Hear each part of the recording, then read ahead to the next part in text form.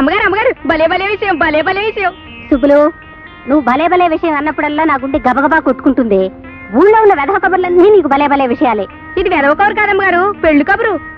అబ్బా, నువ్వు వెళ్ళి పిండి రూపమే. ముందు నా తల మీద ఈ బరువు దింపితే గాని నేను ఏ పని చేయలేను అమ్మగారు. చెప్పు. పోస్ట్ మ్యాన్ పాపారా కూతురు వాచ్మెన్ వరహాల గారు కొడుకుతో లేచిపోయిందమ్మా. వాళ్ళెవళ్ళో లేచిపోతే అది నీకు శుభవార్త అంటే? ప్రేమ కోసం వాళ్ళు అంత పని చేస్తే అది శుభవార్త కదటమ్మా. నోరు మూసుకుని వెళ్ళి పిండి రూపమే. అట్టాగే అమ్మా. ఏటా దూకుడు కళ్ళు పట్టలేదు.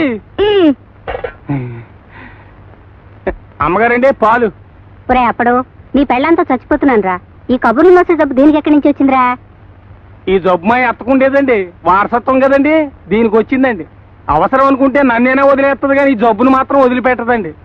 ఈ జన్మకి ఇంతేనండి.